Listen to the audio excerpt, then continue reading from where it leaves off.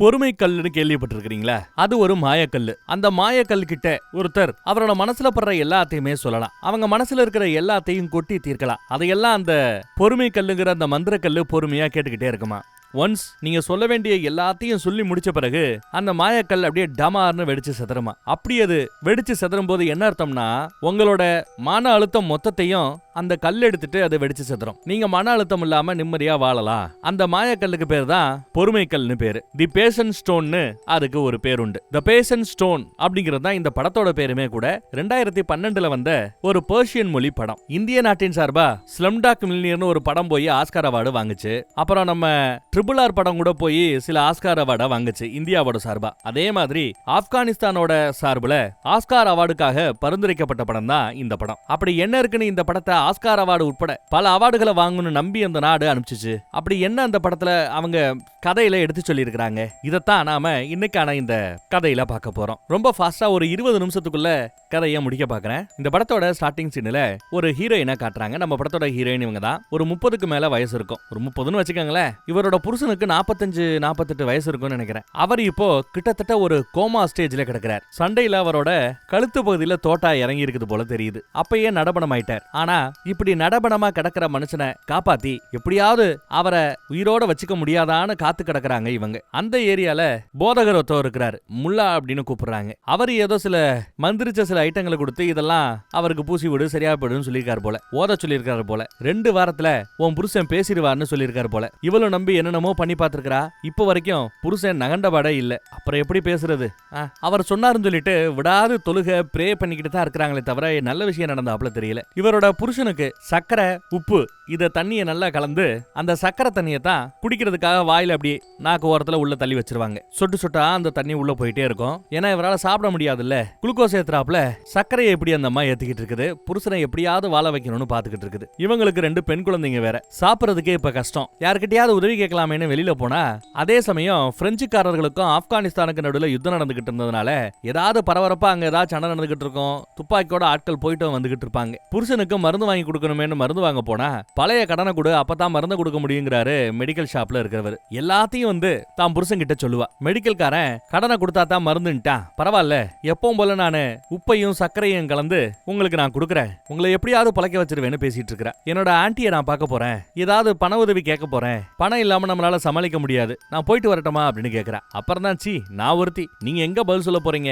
பழக்க தோஷத்துல பர்மிஷன் கேட்டுக்கிட்டு இருக்கிறேன். நான் போயிட்டு வரேன்னு சொல்லிட்டு அவங்க அங்க இருந்து கிளம்புறாங்க. தன்னோட ஆன்ட்டியை பாக்குறதுக்காக வராங்க. கதவை தட்டினா வேற ஒருத்தவங்க கதவை திறக்கிறாங்க. உங்க ஆன்ட்டி கிட்ட யாரும் கிடையாது, எல்லாரும் காலி பண்ணி போயிட்டாங்கன்னு சொல்லிட்டு கதவை சாத்திடுறாங்க. எதவும் நின்னு கூட பேச மாட்டேங்கிறாங்க. ஒரே உறவு எனக்கு இருந்தது என்னோட ஆன்ட்டி தான், அத்தகாரின்னு நினைக்கிறேன். அவங்களே போயிட்டாங்கன்னா யாருக்கிட்ட உதவி கேட்டு நிக்கிறது? நம்ம நிலைமை என்ன ஆகும் சொல்லிட்டு தலைய பிச்சுக்கிறாப்புல அழுதுகிட்டு இருக்கிறா. 30 வயசுல ஒரு பொண்ணுக்கு இவ்வளவு கஷ்டம் கூடவே கூடாது. காசு இல்ல, புருஷன் நடபணம், என்ன இப்படி விட்டு போயிடாதையான்னு புருஷன் கிட்ட புலம்பிட்டு இருக்காங்க. உங்க அம்மா இந்த நிலைமையில நமக்கு உதவி செய்யலையே, உன் கூட பிறந்தவங்க அவங்களும் நமக்கு உதவி செய்யலையே, அம்போன்னு விட்டுட்டு இந்த ஊரை காலி பண்ணிட்டு அவங்க எல்லாம் போய் சேர்ந்துறானுங்க. எல்லாம் கோலம் என்ன திட்டுறா. புருஷங்கிட்ட தான் எல்லாத்தையுமே சொல்றா. அதுலயும் உனக்கு எப்படி இந்த குண்டடி பட்டுச்சு? நீ யாருக்காக யுத்தம் பண்ணிக்கிட்டு இருந்தியோ ஏதோ ஒரு நோக்கத்துக்காக ஒரு இயக்கத்தோட சேர்ந்து யுத்தம் பண்ணிக்கிட்டு இருக்கிறார். அந்த இயக்கத்தை சேர்ந்த ஒருத்தன் இவரோட அம்மாவை பத்தி ஏதோ தப்பா பேசிடுவானா. எங்க அம்மாவை பத்தியாடா தப்பா பேசுறேன்னு இவர் சண்டைக்கு போயிருக்கிறார். அவன் சுட்டுவிட்டான். கழுத்துல குண்டடி பட்டு போச்சு. கோமா ஸ்டேஜுக்கு போயிட்டார். ஆனா யாரோட மானத்தை காப்பாத்துறதுக்காக, அதுவும் சும்மா வார்த்தையில உங்க அம்மா அப்படி இப்படின்னு திட்டினா உடனே எல்லாம் குறைஞ்சு போயிடுமா என்ன? அதுக்காக சண்டைக்கு போய் துப்பாக்கி தோட்டா இறங்கி இப்படி கிடக்குற. ஆனா உங்க அம்மா இப்படி கிடக்குறானேன்னு உனக்காக ஏங்கல. அவங்கள காப்பாத்திக்கிட்டா போதும்னு விட்டுட்டு ஓடிட்டா. உன் கூட பிறந்தவங்க அவங்களும் ஒன்னு அம்போன்னு விட்டுட்டு ஓடிட்டானுங்க. இனி நாம என்ன பண்றது அப்படின்னு தெரியாம அந்த அம்மா புலம்பிக்கிட்டே இருக்குது பாவம். ராத்திரி விளக்கு பொருத்தி வச்சுக்கிட்டு அப்பா ஏன் இப்படி இருக்கிறாருன்னு குழந்தைங்க கேட்கும்போது சீக்கிரம் குணமாய் வந்துருவாருன்னு சொல்லிக்கிட்டு இருக்கிறா. அந்த ஏரியா முல்லா வராரு. ப்ரே பண்றதுக்காக வந்திருக்கிறேங்கிறாரு. இல்ல இன்னைக்கு வேண்டாம், நேத்துல இருந்தே நான் கொஞ்சம் சுத்தபத்தமா இல்லன்னு ஏதோ சொல்லி பாப்பாங்க. ஆனா அவர் கேக்குறாப்ல தெரியல. என்னன்னு திரும்ப திரும்ப கேட்க, அட பீரியட்ஸ் ஆரம்பிச்சிருச்சியா, கொஞ்சம் நாளாகுவேன்னு சொன்ன பிறகுதான் அப்படியா சரிமா அப்ப நான் வரமா அப்படின்னு சொல்லிட்டு அவர் போறாரு. இல்லனா போக மாட்டேன்னு அடம்பிடிக்கிறாப்ல. இந்த பக்கம் குழந்தைங்க அப்பா மேல ஏறி உட்காந்து விளையாண்டுகிட்டே இருக்காங்க. ஐயோ அப்படின்னு குழந்தைகளை அனுப்பிச்சு விட்டு ஒண்ணு இல்லையேன்னு மறுபடியும் சக்கரை தண்ணியை வாயில விட்டுட்டு இதய துடிப்பு இருக்கான்னு செக் பண்றா. இதய துடிப்பெல்லாம் இருக்குது, ஆனா குணமாறாப்ல தெரியல. அப்பயும் சரி இப்பயும் சரி இந்த நிலைமையில கூட உனக்கு வலிகிலி எதுவுமே தெரியல, எல்லா வலியையும் தாங்கிக்கிட்டு இருக்கிறது இந்த பொம்பளை பிள்ளைங்க மட்டும்தான் அந்த அம்மா புலம்பிக்கிட்டு இருக்குது. அதே சமயம் வெளியில பார்த்தா கூவி கூவி நிறைய பேர்கிட்ட துப்பாக்கியை கொடுத்து களத்துல இறங்கி போராட சொல்லிட்டு இருக்காங்க போல. ஒவ்வொரு வீட்லயும் நிறைய பேர் துப்பாக்கியோட இறங்கிட்டானுங்க. ஐயோன்னு பதறிக்கிட்டு இவங்க கீழே ஒரு ஷெல்டர் இருக்கும், பாதாள அறைன்னு, அதுக்குள்ள போய் உட்காந்துக்கிறாங்க. ஏன்னா யுத்தம் நடக்க போது கொஞ்சம் நேரத்துல. கண்ணா பின்னான்னு துப்பாக்கி சத்தம் பாம்பு போற சத்தம் எல்லாம் கேக்குது. ஐயோ புருஷனை தனியா விட்டு வந்துட்டோமேனு மறுபடியும் ஓடியாந்து புருஷன் இருக்காரா இல்லையான்னு செக் பண்ணி பாக்குது. ஒரே தூசியா இருக்கும். கண்ணுல மருந்து விட்டு சேஃப்டிக்கு நிறைய தலைவாணி போர்வை இதெல்லாம் போத்தி புருஷனா காப்பாத்தணும்னு பாக்குறாங்க. ஒரு பீரங்கி வண்டி வரும், புருஷன் மேல ஐயோ இன்னும் ஆயிரக்கூடாதுன்னு புருஷன் மேலேயே படுத்து கிடப்பாங்க. அதிர்ச்சத்தை அதிகமாக பிள்ளைகளை பாக்குறதுக்காக ஓடியாண்டாங்க. அப்புறம் ஒரு வழியா பீரங்கி எல்லாம் போன பிறகு உள்ள வந்து பார்த்தா நிறைய வீடுகள் சேதாரமாய் கிடக்கும். குரான் மேல தூசியா கிடக்கும், அதெல்லாம் தொடச்சு வைக்கிறாங்க. வார முடியறாப்ல தெரியல, எப்பயா எந்திரிக்க போற அப்படின்னு புலம்பி தெளிட்டு இருக்காங்க. பாதாள அறையிலேயே அவங்க படுத்து கிடப்பாங்க. இந்த பக்கம் பார்த்தா முகமுடி போட்டு ஒரு 3-4 பேர் துப்பாக்கியோட உள்ள இறங்குவாங்க. இவரை அசைச்சு பாக்குறாங்க, அசையறாப்ல தெரியல. கோமா ஸ்டேஜ்ல கிடக்கிறது அப்பட்டமா தெரியுது. அவர் போட்டிருந்த வாட்ச் மோதிரம் எல்லாத்தையுமே திருடிடுறாங்க. அவரோட தலைமாட்டுல குரான் இருக்கும். ஏய் நம்மால்ரா, இவர் ஒரு உண்மையான முஸ்லிம்டா அப்படின்னு ஒருத்தன் பேசுவான். இன்னொருத்தவன் டே இந்த வீட்டுல வேற ஒரு பொம்பளை இருக்கிறாப்ல தெரியுது, இந்த ஆளோட பொண்டாட்டியா இருக்கும் அப்படின்னு வந்து நிக்கிறார். வேணா நம்ம அடுத்த வீட்டுக்கு போவோம்னு அவங்க கிளம்பிடுறாங்க. எல்லாம் போன பிறகு இவங்க வீட்டு பக்கம் வந்து பாக்குறாங்க. வாட்ச்ல இருந்து எல்லாம் திருடு போயிருக்குது. வீட்டை ஃபுல்லா சலடை போட்டு தேடி இருக்காங்க. அங்க ஒரு அம்மா பைத்தியம் மாதிரி பெணாத்திக்கிட்டு இருக்குது. என்னடான்னு பார்த்தா அவங்க குடும்பத்தையே கொலை பண்ணி வச்சுட்டாங்க. ஆம்பளை பொம்பளைன்னு கூட பார்க்கல. இதுக்கு பிறகு அங்க இருக்கிறது ஆபத்துன்னு உடனே கிளம்பணும்னு ஆசைப்படுறாங்க. ஏன்னா பிள்ளைகளை காப்பாத்துறதா அவங்களுக்கு முதன்மையா இருக்கணும். பிள்ளைகளை கூட்டிட்டு வேகமா கிளம்புறாங்க. மறுபடியும் அதே வீட்டுக்கு போய் கதவை தட்டுறாங்க. என் அத்தையோட அட்ரஸ் ஏதாவது உங்களுக்கு தெரியுமா, தயவு செய்து சொல்லுங்கன்னு கேட்க அந்த அம்மா சொல்ல மாட்டேன்னு கதவை சாத்துது. அவங்க இருந்து போறாப்ல தெரியல, அங்கேயே உட்காந்துட்டா. வேற வழி இல்லாம அட்ரஸ் எழுதி கொடுத்துட்டு கதவை சாத்திடுறாங்க அந்த அம்மா. அந்த அட்ரஸ் நோக்கி இவங்க போறாங்க. இவளோட அத்தை ஒரு உல்லாச விடுதியில வேலை பார்க்கறா. உடம்ப வித்து சோறு தண்ணி குடிச்சிட்டு இருக்காங்க. பாவம், இவளை பார்த்ததுமே வரவேற்கிறாங்க. நான் இருக்கிற ஒண்ணும் கவலைப்படாதுன்னு அவங்கள அரவணைக்கிறாங்க. நீங்க எப்படி இந்த தொழிலுக்கு வந்தீங்கன்னு அவ கேப்பா. ஹீரோயின் வாழ்க்கைனா என்னன்னே தெரியாத வயசுலயே என்ன ஒரு வயசான ஆளுக்கு கட்டி கொடுத்துட்டாங்க. பணக்காரங்கிற ஒரே காரணத்துக்காக ஒரு ஃபேமிலியில கட்டி கொடுத்துட்டாங்களாம். ஆனா 2 வருஷத்துக்கு பிறகு இவங்களுக்கு குழந்தை பிறக்கலன்றதுக்காக அவரு வேற கல்யாணம் பண்ணிக்கிட்டாராம். என்ன அவரோட அப்பா அம்மாவுக்கு அடிமை வேலை பாக்குறதுக்காக அமுச்சு வச்சிட்டார். ஆக்கி போட செய்ய அந்த வேலை பாக்குறதுக்காக அமுச்சு வச்சிட்டார். நான் என்னோட மாமனார் மாமியார் வீட்டுல தான் போய் தங்கி வேலைக்காரி மாதிரி வேலை பார்த்துக்கிட்டு இருந்தேன். நான் ஒரு மலடி, எனக்கு குழந்தை பிறக்காதுன்னு தெரிஞ்சதும் என் மேலேயே கைய வைக்க மாமனார் கிளம்பி விட்டார். ஒரு நாள் 2 நாள் இந்த பிரச்சனை ஒரு முடிவுக்கு வரும்னு நானும் விட்டு பார்த்தேன். அந்த ஆளு அடங்கவே மாட்டிக்கிட்டாப்ல, அடங்குறாப்லயே தெரியல. ஒரு ஸ்டேஜுக்கு மேல இதுக்கு மேல பொறுக்க முடியாதுன்னு பொங்கி எழுந்தேன். கோடாரி எடுத்து ஒரே விட்டு தலைய துண்டாக்கிட்டு அங்கிருந்து ஓடியான்ட்டேன். நானே பேசாம செத்துடலான்னு முயற்சி பண்ணேன், முடியல.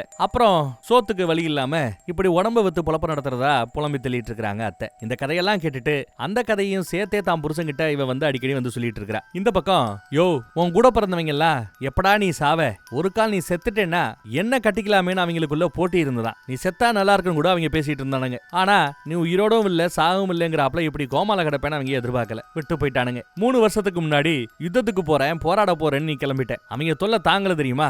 அரசல் புரசலா அவங்க என்ன பத்தி தப்பு தப்பா பேசுறது, என்ன அவங்க பார்த்த விதம் எதுவுமே எனக்கு சரியா படல. இத பத்தி உங்க அம்மாட்டையும் பேச முடியாது, உங்ககிட்டயும் சொல்ல முடியாது, கோவப்படுவேன். எனக்கு தான் பைத்தியம் முடிச்சிருச்சுன்னு எல்லாரும் என் மேல முத்திர குத்துவீங்க, என்ன திட்டுவீங்க. அவங்களோட அந்த கொடூரமான பார்வையில இருந்தோம் அவங்க கிட்ட இருந்து தப்பிக்கிறதுக்காக நான் எவ்வளவு கஷ்டப்பட்டேன் தெரியுமான்னு இவ புலம்பிக்கிட்டு இருக்கா. நீ நானும் கட்டிக்கிட்டு கிட்டத்தட்ட 10 வருஷம் ஆச்சு. ஆனா இதுல நம்ம 2 பேரும் குடும்பம் நடத்துறதுன்னு பார்த்தா வெறும் 2 வருஷமா. மீதி 8 வருஷம் கூடவே இல்ல போல. நம்மளோட நிச்சயதார்த்தத்துல கூட நீ இல்ல. உனக்கு பதிலா உன் போட்டோவை தாங்க வச்சிருந்தாங்க. 17 வயசு போட்டோவை காட்டிட்டு இவர் தான் உன் புருஷன் என்ன நிச்சயார்த்தம் பண்ணி என்ன உனக்கு கட்டி வச்சாங்க. கல்யாணமும் ஆச்சு. அதுவும் நீ இல்லாமையே உன் போட்டோவை வச்சு எனக்கு கல்யாணம் பண்ணி வச்சாங்க. யுத்தம் முடிஞ்சு நீ வர்ற வரைக்கும் என்ன கண்ணிகளியாம பாத்துக்கிற வேலை தான் உங்க அம்மாவோட வேலை, என் மாமியாரோட வேலை. ராத்திரி ஃபுல்லா காவ காப்பா, எங்கேயுமே வெளியில விட மாட்டா. அப்புறம் ஒரு நாள் நீ வந்த, உன்னை பார்க்கணும்னு ரொம்ப ஆவலா ஜன்னல்ல இருந்து உன்னை எட்டி பார்த்துக்கிட்டே இருந்தேன். ஆனா ஒரு வார்த்தை பேசல, என்ன ஏறெடுத்து பார்க்கல, கல்லு மாதிரி என் பக்கத்துல உட்கார்ந்த. ஆனா நானும் பல கனவுகளோட ஆம்பளைகள் பத்தி தெரியாது, புருஷன் என்ன எப்படி இருப்பாங்கன்னு தெரியாது, உங்களை ஆர்வமா பாத்துக்கிட்டே இருந்தேன். ஆனா உங்க பார்வையில காதல் தெரியல, சண்டையும் யாரடா வெட்டலாம் குத்தலாங்கிற அந்த கொடூரம் தான் தெரிஞ்சதுங்கிறாங்க. சொல்ல போனா அன்னைக்கு என்ன நீ சரியா பார்த்தையான்னு கூட எனக்கு தெரியலையா. இப்படி பேசிட்டு இருந்தவங்க ஐயோ நிறைய பேசிட்டேன்னு நினைக்கிறேன், நான் கிளம்புறேன், அங்க இருந்து கிளம்புறேன். அப்புறம் ஒரு நாள் வந்து தான் புருஷன்கிட்ட இவளோட குழந்தை பருவத்தை பத்தி பேசுறா. இதெல்லாம் அவர் இருக்கும்போது இவ பேசுனது கிடையாது, ஆளு கோமால கிடக்கும் போது தான் பேசிட்டு இருக்கா. நம்ம ஊர்ல இந்த சேவல் சண்டை பண்ணுவாங்கல்ல, அதே மாதிரி அந்த ஊர்ல காடை சண்டை விடுவாங்க வாழ்வாங்க போல தெரியுது. அதுலயும் குறிப்பா நம்ம ஹீரோயினோட அப்பா காடைகளை வளர்த்து சண்டை போறதுக்கு ட்ரெயின் பண்ணி பெட்டு கட்டி சண்டைக்கு விடுவார் போல தெரியுது. சண்டையில காசை வச்சார், வீட வச்சார், சொத்தை வச்சார், சுகத்தை வச்சார். கடைசியில கடனை வாங்கி கட்டினார். கடனையும் பண்ணி பெட்டு கட்டி அதுலயும் தோத்து போய் தன்னோட அக்காவை, அப்ப ஒரு 10-12 வயசு தான் இருக்கும் போல, அவளை அந்த போட்டியில தோத்து போன ஒரு வயசான பெருசுக்கு கட்டி வச்சிட்டாப்ல. இப்படித்தான் என்னோட அக்கா கல்யாணம் பண்ணி வேற ஒரு வீட்டுக்கு போனா. வரதட்சணையா கொஞ்சம் படத்தை வாங்கி அந்த படத்துல அவர் புதுசா ஒரு காடையை வாங்கிட்டு வந்து ட்ரெயின் பண்ணிக்கிட்டு இருந்தார். எங்க இதையும் விட்டு விட்டா இதை கொண்டு போய் சண்டையில இறக்கி பெட்டு கட்டி அப்புறம் என்னையும் இவனாவத்தவனுக்கு கட்டி வச்சிருவாங்களேன்னு பயந்து அந்த காடையை என் கையாலேயே கொண்டு போட்டேன். பழிய தூக்கி ஒரு பூனை மேல போட்டா. பூனைக்கு அந்த காடையை சாப்பிட போடும்போதுதான் பூனை இவளோட கண்ணத்துல ஒரு கீரலை போட்டிருக்கும். கண்ணத்துல ஒரு தழும்பு இருக்குதே, இது எப்படி வந்துச்சுன்னு ஒரு தடவையாவது என்கிட்ட நீ கேட்டிருப்ப?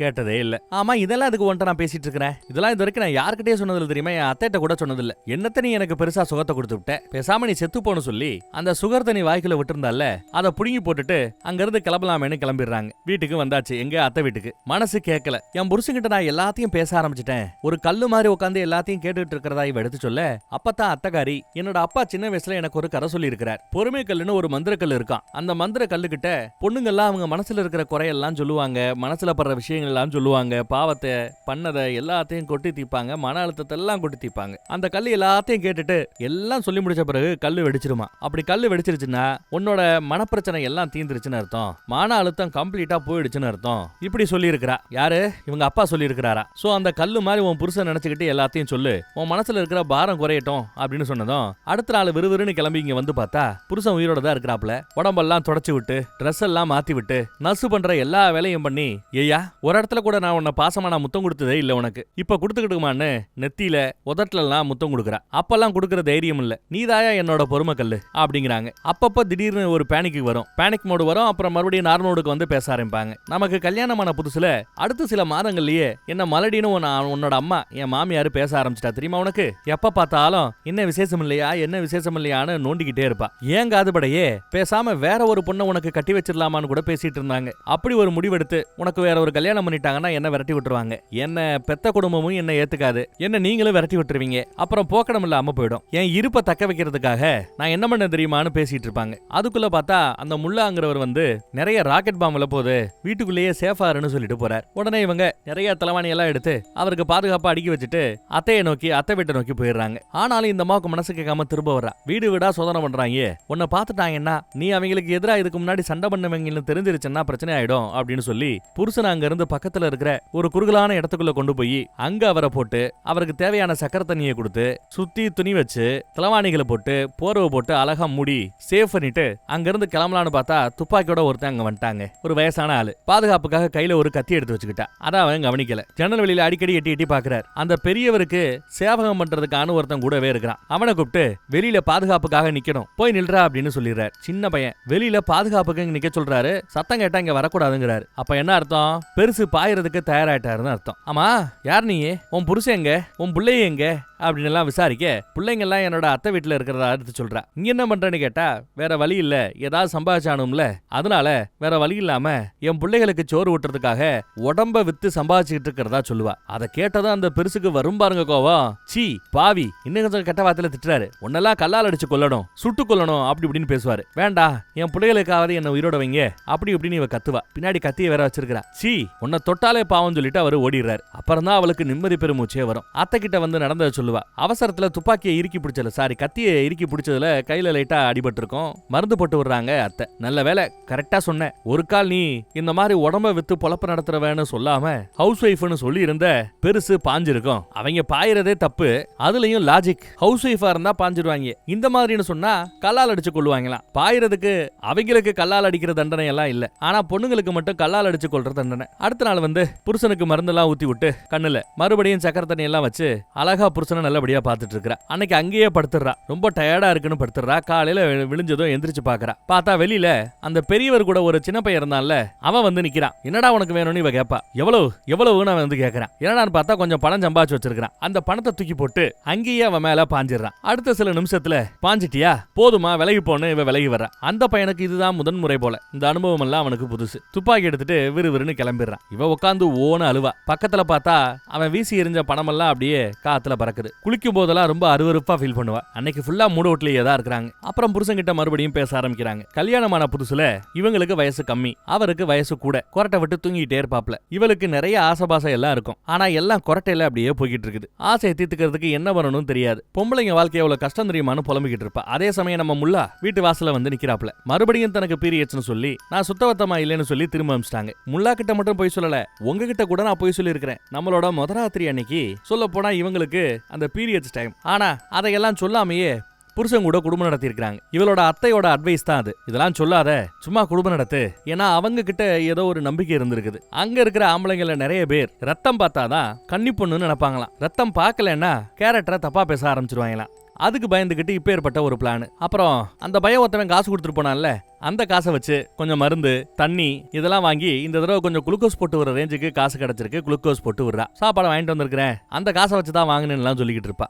பார்த்தா மறுபடியும் அந்த பையன் அங்க வந்து நிக்கிறான். இப்ப என்னையா வேணும்னு கேட்டா மறுபடியும் பணத்தை கொண்டு வந்து கொடுக்குறான். சரி வான்னு வேற வழி இல்லாம காசுக்காக அவனோட இருக்க வேண்டிய சூழல். கொஞ்சம் அவங்க சந்தோஷப்படவும் செய்யறாங்க. பணத்துக்கு பணமும் கிடைச்சது, சுகத்துக்கு சுகமும் கிடைச்சதுன்னு நினைக்கிறேன். அதை பத்தி இந்த புருஷன் கிட்ட பேசிட்டே இருப்பாங்க. திடீர்னு அவங்களுக்கு ஐயோ தப்பு பண்றமே, பாவம் பண்றமே, நரகத்துல போட்டுருவாங்களேன்னு அவங்களுக்கு பயம் வருது. சாத்தான் என்ன பிடிச்சிருச்சோ, குரான் வேணும் அப்படின்னு குரானை தேட ஆரம்பிக்கிறாங்க. குரான் எடுத்து தொழுக ஆரம்பிக்கிறாங்க. ஐயோ ஐயோன்னு கொஞ்ச நேரம் அழுதுட்டு அப்புறம் அங்க இருந்து கிளம்பிடுறாங்க. மறுபடியும் அடுத்த நாள் காலையில வந்து பார்த்தா இவங்க வீட்டுல தண்ணி ஊத்தி வச்சிருப்பாங்க காசு கொடுத்து. அந்த தண்ணி எதுவும் அங்க இல்ல. வீட்டுக்குள்ள வந்து பார்த்தா புருஷங்காரர் இருக்கிறார். புருஷனுக்கு இன்னும் ஆபத்து இல்ல. பார்த்தா மறுபடியும் அந்த பையன் வந்து நிக்கிறான். இல்ல இன்னைக்கு என்னால முடியாது போப்பா அப்படின்னு சொன்னாலும் அவன் கேட்க மாட்டேங்கிறான். இல்ல அப்படின்னு மறுபடியும் அழுதுகிட்டே வர்றான். சொன்னா புரியாதா அப்படின்னு இவங்க திட்டுவாங்க. இல்ல நான் எதுவும் பண்ணல, உங்க கூட பேசணும் அப்படின்றான். திக்கி பேசுறான் பாவம். ஏதோ மனசு கஷ்டம் இருக்குன்னு புரிஞ்சுக்கிட்டு அவனை கூப்பிட்டு என்னன்னு விசாரிச்சா அவன் உடம்புல முன்னாடி பின்னாடி எல்லாம் ஏகப்பட்ட தீக்காயம். சிகரெட்டாலேயே சூடு வச்சிருக்கான். யாரு? அந்த பெரியவன் தான், அந்த பெருசுதான். இந்த சின்ன பையன்கிட்டயே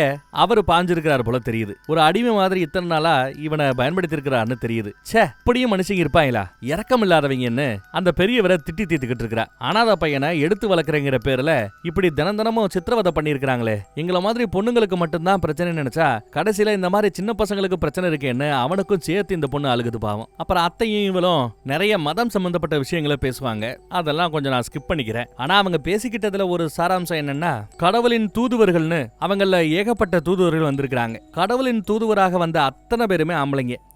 ஏன் ஒரு பொம்பளை கூட கடவுளின் தூதுவரா இல்ல? இதுலயே தெரியல இது ஆணாதிக்க சமூகம்ட்டுன்னு அத்தை பேசியிருப்பா. நேற்று ராத்திரி எல்லாம் தூக்கமே இல்ல தெரியுமான்னு புருஷங்கிட்ட பேசிட்டு இருக்கும்போது வெளியில ஏதோ சத்தம் கேட்கும். என்னன்னு போய் பார்த்தா அந்த பையன் தான் சாப்பிடறதுக்காக சாப்பாடு பழம் எல்லாம் கொண்டு வந்து வச்சிருப்பான் போல தெரியுது. கூடவே ஏதோ செயின் எல்லாம் எடுத்து கொடுத்து விட்டுருக்கான். அப்புறம் புருஷனை பார்த்து எல்லா பொண்ணுங்களுக்கு இருக்கிற ரொம்ப பேசிக்கான எதிர்பார்ப்பு. புருஷன் தாங்கிட்ட தன்னை பார்த்து சிரிக்க மாட்டானா, தன்னை பார்த்து சிரிச்சு பழக மாட்டானா, 4 வார்த்தை பாசமா பேச மாட்டானான்னு அந்த மாதிரி எதுவுமே நீ பண்ணல. காதலிக்கவும் இல்ல, அன்பா இருந்ததும் இல்ல. யோ உனக்கு ஒரு விஷயம் தெரியுமா, எனக்கு 2 பெண் குழந்தை பிறந்தது இல்ல, அந்த 2 குழந்தைகளுமே உனக்கு பிறந்த குழந்தை இல்ல தெரியுமா அப்படின்னு ஒரு பெரிய குண்டு தூக்கி போடுறா. ஏன் காதுபட உங்க அம்மா இன்னொரு கல்யாணம் பண்ணிக்கணும்னு பேசிட்டே இருந்தாங்க. அப்பதான் எங்க அத்தை என்கிட்ட வந்து ஒரு நல்ல ஐடியா கொடுத்தா. நீ போ, உன் மாமியார் கிட்ட புதுசா ஒரு ஹீலர் வந்திருக்கிறாரு, அவர் மனசு வச்சா குழந்தை பாக்கியம் கிடைக்கும் அப்படிங்கிறாப்ல பேசு. சரி போயிட்டு வான்னு உங்க அம்மா என்ன அமுச்சு வைப்பா. இதுதான் கடைசி சான்ஸ், இந்த தடவை குழந்தை பாக்கியத்தோட தான் வரணும், இல்லனா 2வது கல்யாணம் பண்ணி வச்சிருவேன் இப்படியே மிரட்டுவா. நானும் சரி ஹீலரை பார்க்க போறேன்,